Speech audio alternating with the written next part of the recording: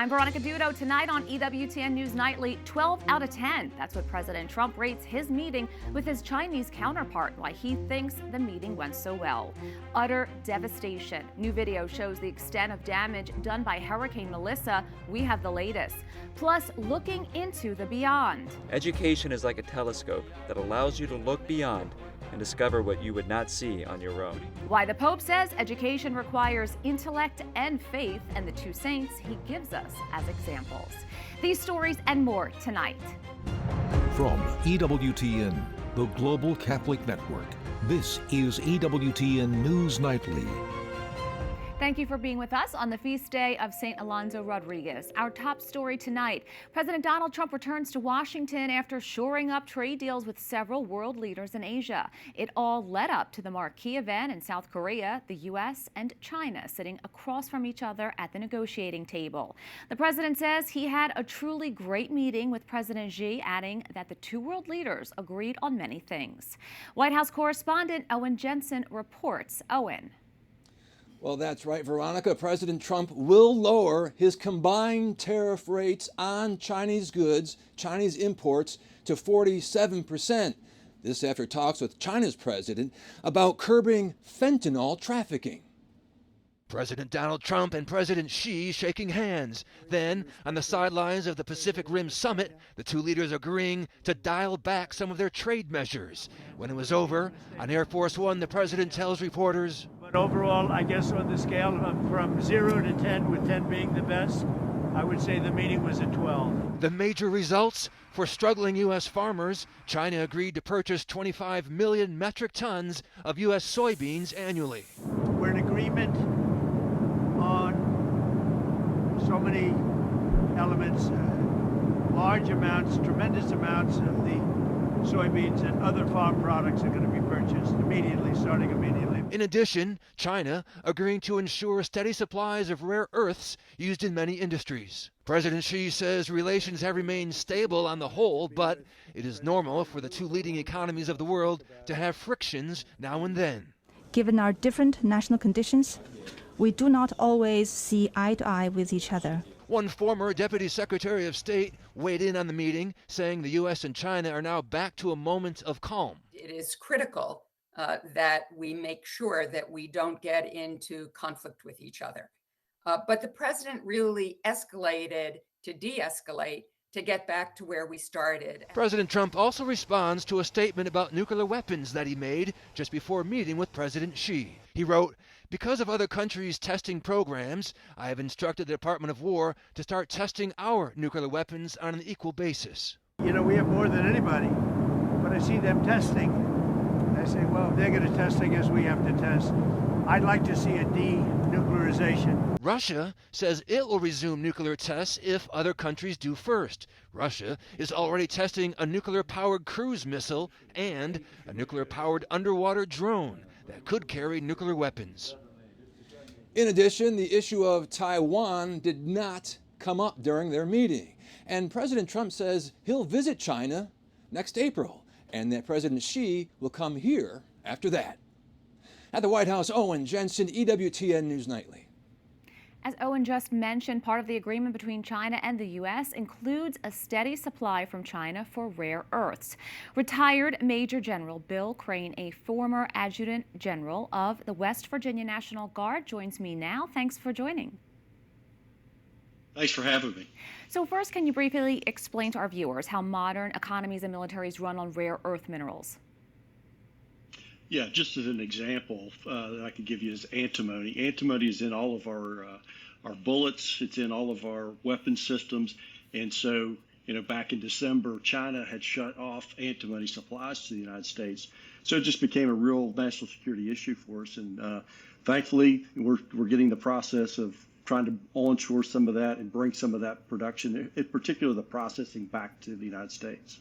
China currently controls the majority of global production and processing of critical minerals. Policymakers, they're working to de-risk from China. Now, you suggest a two-pronged approach to mine in the U.S. and also to reuse minerals. Tell us more about this and how important it is for national security.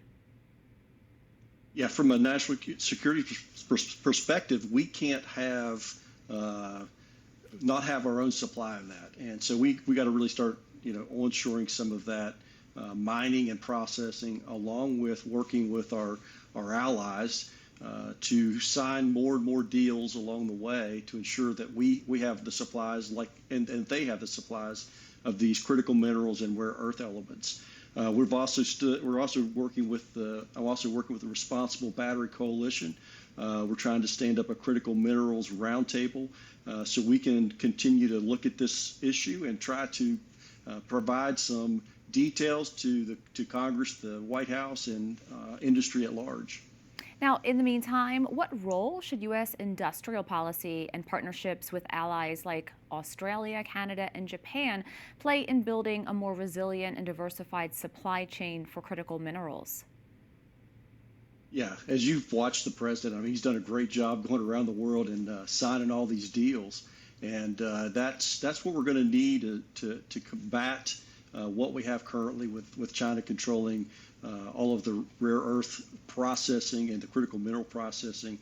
We've got to get our allies and the United States to continue to work towards gaining the processing back. At one time we were the leading processor in the world, and a lot of that moved to China, and we need to start bringing some of that processing back to the United States.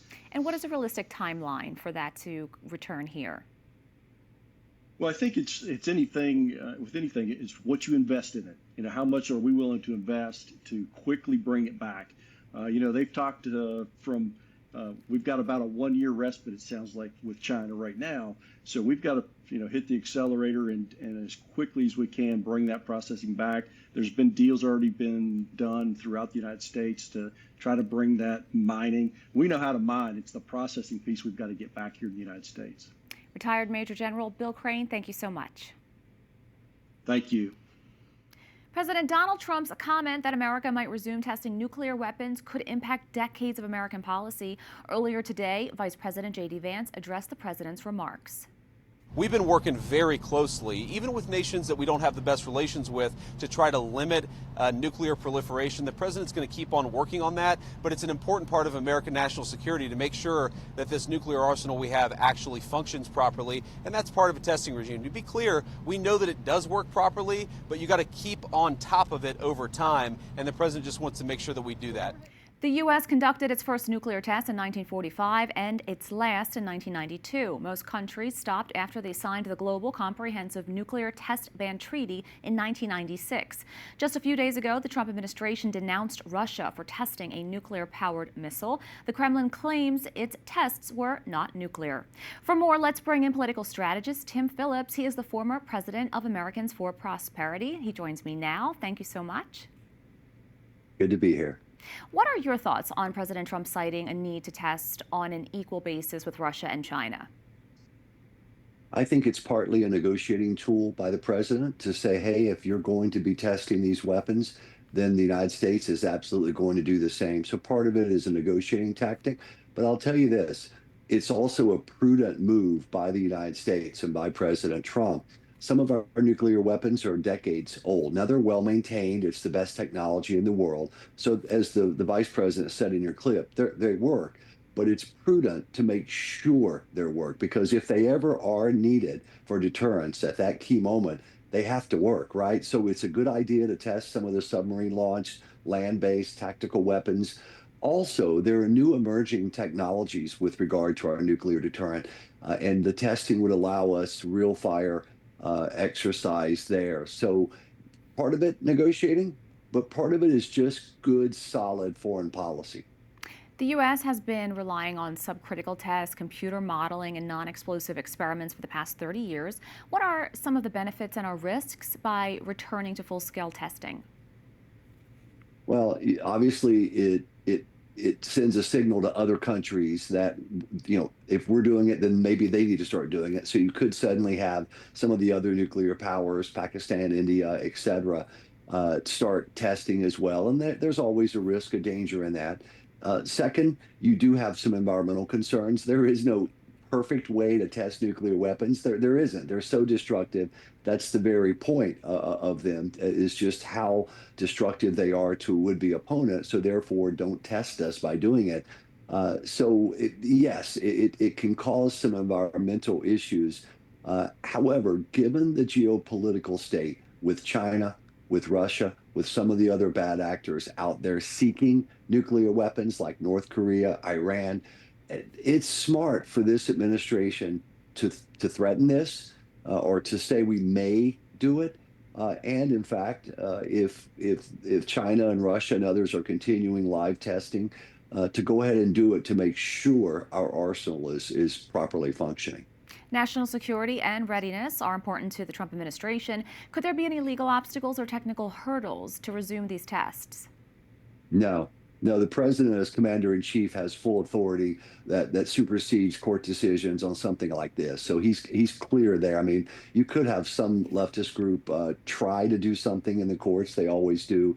But the commander-in-chief's prerogative here is clear. Tim Phillips, thank you so much. You bet. Today, Jamaican officials gave an assessment on the aftermath of Hurricane Melissa. The JDF, or military, is doing quite a lot of work, and I just need to note they have activated a humanitarian and disaster task force, and they have several disaster assistance teams that are working, 3 different teams. Based on the reports received up to early this morning, more than 151 roads have been reported affected island-wide. Of this amount, 134 are still blocked. This video was taken from a helicopter flying over a coastal town known as Black River. As you can see, the destruction is widespread. Only a few houses appear to still be standing. So far, at least 28 people have died. After making landfall in Jamaica, the storm hit Cuba and the Bahamas. It's now moving towards Bermuda. Protests break out in Brazil after more than 100 people are killed in a massive police raid. The raid targeted organized crime in the state of Rio de Janeiro. Among the dead, 4 police officers. The state government is hailing the operation as a success, but families of those killed claim police used excessive force, even alleging people were executed. The operation's objectives were to capture leaders of the Red Command gang, which has increasingly expanded its control there. Israel's military says Hamas handed over remains of 2 more hostages. It is an indication the ceasefire is holding despite overnight strikes on Gaza. Officials in southern Gaza report at least 40 people were injured in the strikes after Israel declared the ceasefire was back on Wednesday morning. The Israeli army says it carried out strikes on terrorist infrastructure that posed a threat to the troops and Khan Yunis. We have a lot more still to come on EWTN News Nightly. Grand opening. The world's largest museum dedicated to a single civilization opens its doors in Cairo. What visitors can expect. And this. And could the government shutdown be coming to an end soon? As soon as next week, some lawmakers say yes. I'll let you know why after the break.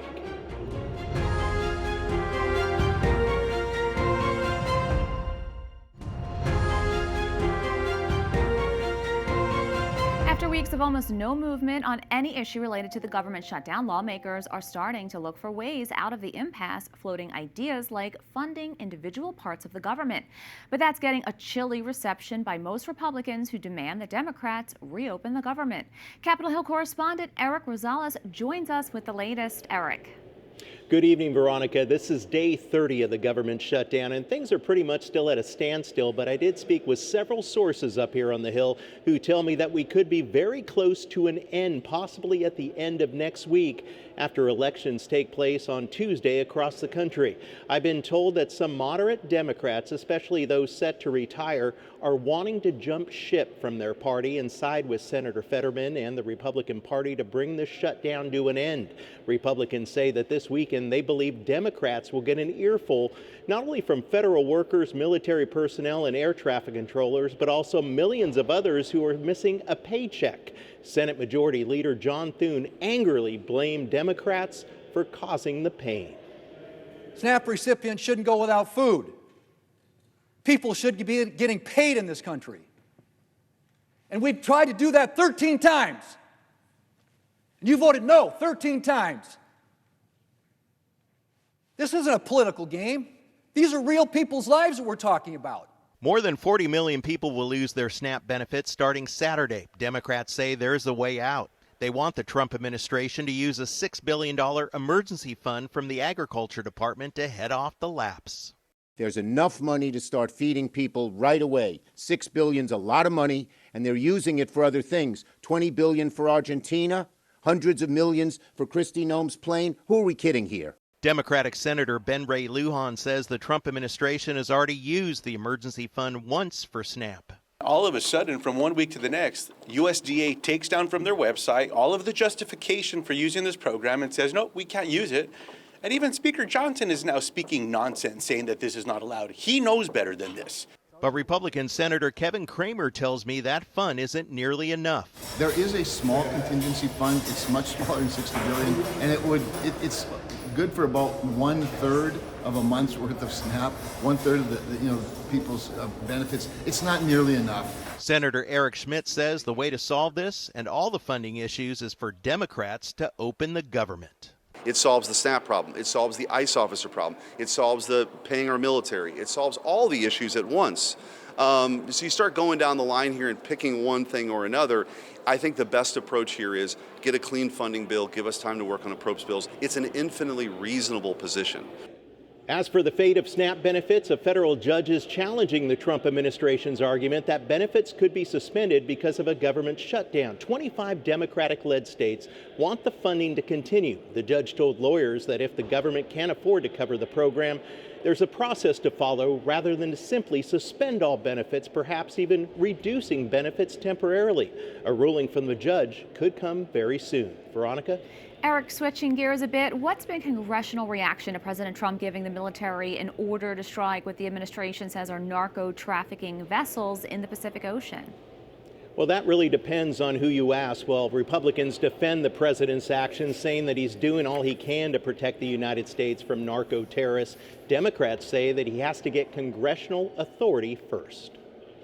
I think that the president has Article 2 authority to protect the United States, protect the border of the United States. I mean, Thomas Jefferson activated our military against the Barbary Coast pirates. This goes back a long time. There's a lot of authority there. If you believe, I think the administration does, that we know these guys are bad guys, wouldn't you want to catch them and show the world the drugs and show their history of bad activities? And by the way, this marks at least the 15th boat to be hit by the Trump administration's 2-month-long campaign of strikes that have killed more than 60 people. Some lawmakers want more evidence that those who are targeted were actually smuggling drugs and warn that it could draw the U.S. into a conflict into the region. And by the way, Congress has not yet given authorized authority that the Trump administration needs this permission, but the Trump administration says, no, we don't need the permission at all, that we can do whatever we want. Thanks, Eric. Now to France, where police have made 5 more arrests connected to last week's infamous Louvre jewel heist. Authorities say one of the suspects actually broke into the museum, while the others belong to the commando team who planned the heist. Investigators discovered that the furniture lift used during the crime was rented online and then stolen by 2 men. It was a cyclist outside the Louvre who witnessed the crime and called police. The jewels are still missing. In Egypt, the Grand Egyptian Museum is set to open this weekend after decades of delay. The triangular-themed structure houses 50,000 artifacts from ancient Egypt, making it the largest museum dedicated to just one civilization. With 2 decades of construction and $1 billion invested, the CEO hopes it will increase tourism. We're anticipating that this will increase definitely the numbers of tourists coming to Egypt by at least 10% or 20%. The museum will feature the entire collection of artifacts from King Tutankhamun. It marks the first time the artifacts will be together since their discovery. Up next on EWTN News Nightly, building a better society. Pope Leo delivers a powerful message to students from around the world.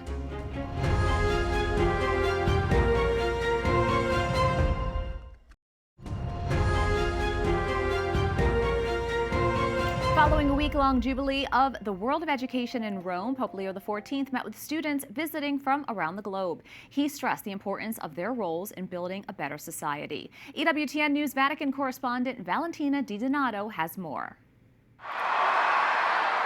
Pope Leo XIV greeted hundreds of students from all over the world here to participate in the Jubilee of the world of education. And with so many students that made the pilgrimage, many had to stay outside of the hall. But the Holy Father made sure to assure them. Mexico! Bene, bene. Roma! Chiede Roma! Mexico. Roma. Who is from Rome?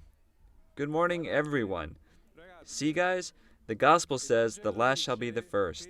Make sure to watch from your screens. E cos'è stato oggi? Leading up to the Paul VI Hall, a contagious enthusiasm from the young students was seen, affectionately greeting the Holy Father, reaching for his hand as he gave the sign of the cross. All in attendance excitedly chant the Pope's name. Finally, the time came for the Pope to address the students on stage. Quando Galileo Galilei puntò il cannocchiale al cielo, When Galileo Galilei pointed his telescope at the sky, he discovered new worlds, the moons of Jupiter, the mountains of the moon. Education is like a telescope that allows you to look beyond and discover what you would not see on your own. aprire ciò che da soli non vedreste. But it wasn't just about the intellect for the Holy Father. He also spoke of the role of faith, how it can grow the spirit of knowledge and cultivate a hunger for education. Vorrei cominciare ricordando I would like to begin by recalling Pier Giorgio Frassati. With his passionate love for God and neighbor, this young saint coined two phrases that he often repeated, almost like a motto. To live without faith is not living, but simply getting along. And to the heights. e l'altra verso l'alto. Pope Leo said he was struck by the young students' strong desire to grow in their interior life. And he turned to the Church's first millennial saint, St. Carlo Acutis, as an example of what faith and education can really do. San Carlo unì la sua bella fede. St. Carlo combined his beautiful faith with his passion for computers, creating a website on Eucharistic miracles, and thus making the internet a tool for evangelization. Per evangelizzare.